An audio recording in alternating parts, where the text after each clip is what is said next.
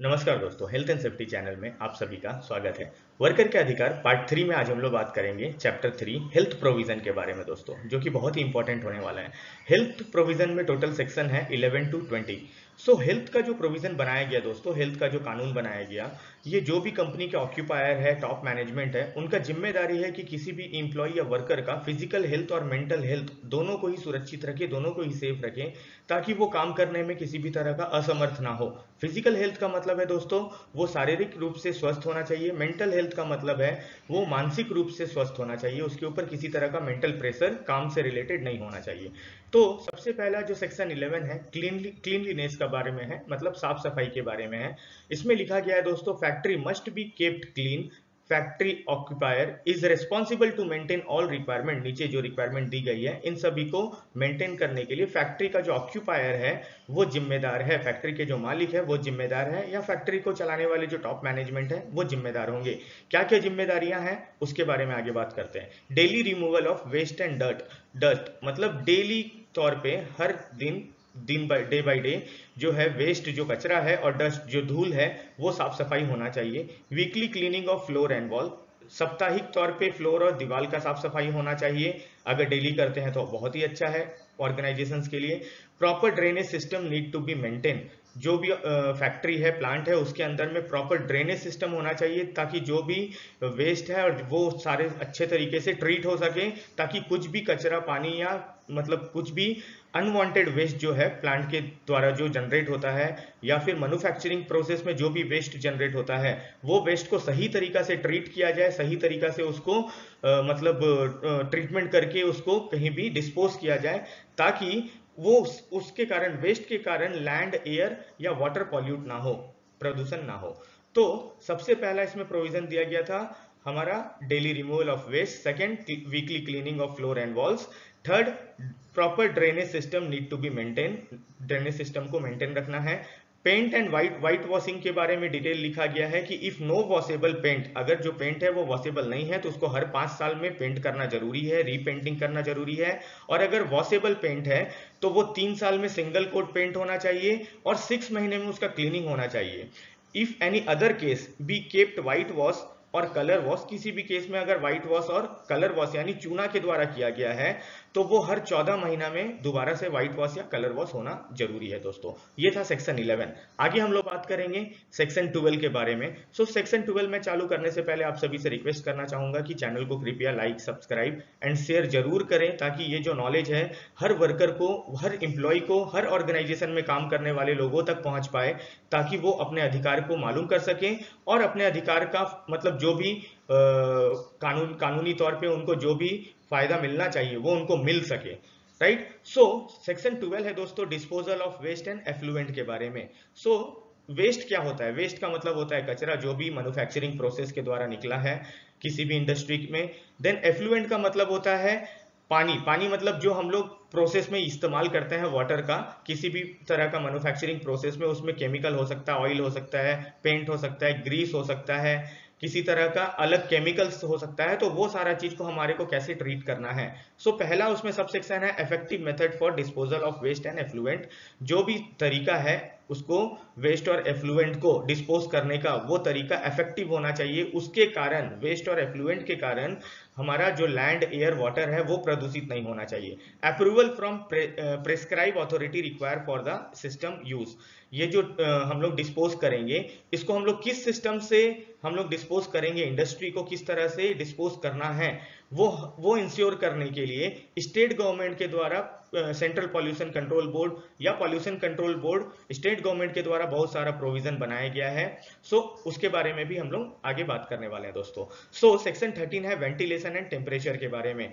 Section 13 में ventilation का मतलब वो जो काम करने का जगह है, वर्कशॉप या वर्क प्लेस, वो हवादार होना चाहिए और वहां का टेम्परेचर इतना होना चाहिए ताकि किसी को भी असुविधा ना हो वहां पे काम करने के लिए।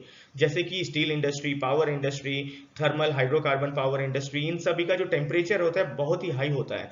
एटमोस्फियर जो होता है बहुत ही हाई टेम्परेचर एटमोस्फियर होता है।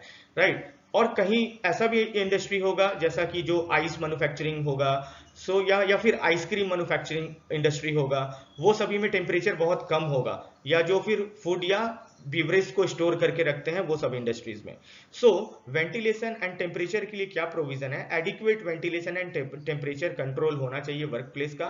Major to prevent discomfort to worker from excessive heat, ये भी मेजर लेना है, ये भी सुरक्षा मतलब हमारे को इंपॉर्टेंट है ध्यान में रखना कि वर्कर को किसी तरह का काम के जगह में हीट या टेम्परेचर की वजह से असुविधा नहीं होना चाहिए काम करने के काम करते समय। देन सेक्शन 14 है डस्ट एंड फ्यूम्स के बारे में। डस्ट का मतलब होता है धूल, फ्यूम्स का मतलब होता है धुआं दोस्तों। So measure to prevent inhalation of dust fumes और अदर इम्प्योरिटी, किसी भी तरह का डस्ट होगा, धूल होगा, फ्यूम्स धुआं होगा या वाष्प होगा या केमिकल होगा, गैस होगा, वो किसी भी तौर पे वर्कर इनहेल ना करे, ये उसका ध्यान रखना है एम्प्लॉयर ऑक्यूपायर को। Use of exhaust appliances wherever necessary, जहां भी जरूरत हो वहां पे एग्जॉस्ट सिस्टम का उनको इस्तेमाल करना है, वेंटिलेशन सिस्टम का इस्तेमाल करना है, ताकि वो डस्ट और फ्यूम्स किसी भी तौर पे वो शरीर के अंदर काम के समय में ना जा सके। देन सेक्शन 15 है आर्टिफिशियल ह्यूमिडिफिकेशन। आर्टिफिशियल ह्यूमिडिफिकेशन क्या होता है? अगर बहुत ही ज्यादा टेम्परेचर हीट है, टेम्परेचर वहां का मतलब बहुत ज्यादा गर्म है, तो वहां पे ह्यूमिड हम लोग जनरेट करना पड़ेगा ताकि वहां पे कुछ राहत महसूस हो वर्कर्स को, वो टेम्परेचर का इंपैक्ट ना आए। सो आर्टिफिशियल ह्यूमिडिफिकेशन में मतलब हम लोग वाष्प जो ह्यूमिडिटी है उसको हम लोग जनरेट करते हैं artificially. So control over artificial humidification system, control होना चाहिए आर्टिफिशियल ह्यूमिडिफिकेशन सिस्टम का। Water use must be clean and not harmful, water जो है काम जिसको हम ह्यूमिडिटी बनाने के लिए जो पानी का इस्तेमाल करेंगे वाष्प को बनाने के लिए, वो पानी क्लीन होना चाहिए, उसमें किसी तरह का नुकसान होने वाला चीज नहीं होना चाहिए, किसी तरह का बैक्टीरिया या किसी तरह का केमिकल नहीं होना चाहिए। Then regulation prescribe by state government, इसका जो नियम कानून बनाया गया है सभी कानून स्टेट गवर्नमेंट के द्वारा ही बनाया गया है।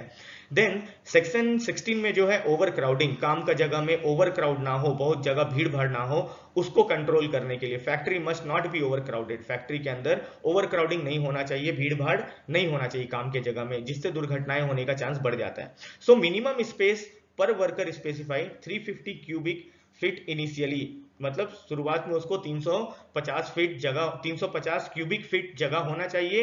एंड देन 500 क्यूबिक फीट, उसका काम का वर्क प्लेस का जगह में डिपेंड करता है कि 350 से 500 क्यूबिक फीट का जगह उसको एक काम का जगह में होना चाहिए ताकि वो आराम से मूव करके उस जगह में काम कर सके। देन सेक्शन 17 में है दोस्तों लाइटिंग के बारे में कि वर्क प्लेस में सफिशिएंट और सुटेबल लाइट होना चाहिए, आर्टिफिशियल और नेचुरल दोनों तौर पे। अगर दिन का समय है तो रोशनी वहां पहुंचना चाहिए काम का जगह में, प्रॉपर तरीके से लाइट होना चाहिए, दिखना चाहिए काम का जगह काम करते समय लोगों को।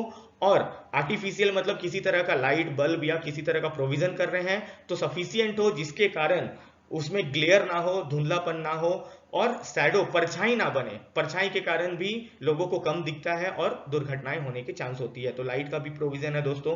देन सेक्शन 18 है ड्रिंकिंग वाटर, पीने का पानी, और ये बहुत ही इंपॉर्टेंट है हर किसी को मालूम होना कि जो पीने का पानी है ये आम नागरिक हर किसी का अधिकार है, चाहे वो प्लांट में हो, चाहे वो सोसाइटी घर पर कहीं पे भी हो। तो सरकार के द्वारा नियम बनाया गया है कि पीने का पानी कोई भी नहीं रोक सकता है किसी के लिए।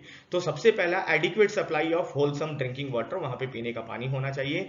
Mark and accessible drinking water point, मतलब वो लोकल लैंग्वेज में लिखा होना चाहिए कि पीने का पानी है, वो लिखना पड़ेगा वहां पर, बताना पड़ेगा, इंग्लिश में भी और लोकल लैंग्वेज में भी होना चाहिए। Point must be away from washing and toilet area, जो वॉशिंग एरिया होगा, टॉयलेट एरिया होगा, वो उस जगह से दूर होना चाहिए ड्रिंकिंग वाटर एरिया, ताकि किसी तरह का इन्फेक्शन या किसी तरह का बीमारी होने का चांस ना हो पीने की पानी की वजह से। देन सेक्शन 19 में है लैट्रिन एंड यूरिनल्स, मतलब जो भी हम लोग डेली बेसिस पे यूज करना है अपना रिलैक्सेशन के लिए, उसके लिए कि जब भी किसी भी ऑर्गेनाइजेशन में वर्कर काम करेंगे तो उनको फैक्ट्री ऑक्यूपायर का रिस्पॉन्सिबिलिटी है कि वो सही तरीके से उनको शौचालय प्रोवाइड करें, और लेडीज के लिए अलग और जेंट्स के लिए अलग शौचालय होना चाहिए दोस्तों। देन शौचालय जो है वो नीट एंड क्लीन होना चाहिए, साफ सफाई होना चाहिए टाइम टू टाइम उसका, ताकि किसी तरह का बीमारी फैलने का वहां पे चांस ना हो। देन सेक्शन 20 में है स्पीटून्स, थूकदान, यानी जो वर्कर है वो इधर उधर ना थूके जिससे बीमारी फैलने का चांस हो, तो उसके लिए थूकदान भी ऑक्यूपायर एम्प्लॉयर को प्रोवाइड करना है काम के जगह में, एंड वर्कर्स को उसको इस्तेमाल करना है थूकने के लिए। सो ये सारा प्रोविजंस हम लोगों को, हमारा अधिकार है, हम लोगों को जानकारी होना चाहिए ताकि हम इसका इस्तेमाल कर सकें और किसी भी तरह का नियम का उल्लंघन होने से अपने आप को हम बचा सकें। सो आगे जो आने वाला है हमारा चैप्टर, वो चैप्टर 4 होगा दोस्तों, जिसमें हम सेफ्टी प्रोविजन के बारे में बात करेंगे, जिसमें टोटल सेक्शन होगा 21 टू 41 के बारे में। इस चैप्टर हेल्थ जो है हमारा चैप्टर 3, इसमें अगर आप लोगों को किसी भी तरह का डाउट हो तो हमारा जो कमेंट बॉक्स है, कमेंट बॉक्स में जरूर लिख के मुझे बताइए ताकि मैं आप लोगों को और भी अच्छे तरीके से वो जो डाउट है वो क्लियर कर सकूं। मैं और एक बार आप सभी को रिक्वेस्ट करूंगा कि कृपया चैनल को लाइक, सब्सक्राइब एंड शेयर जरूर करें ताकि ये जो नॉलेज है ये ज्यादा से ज्यादा लोगों तक पहुंच पाए। इस चैनल को देखने के लिए धन्यवाद। Thank you.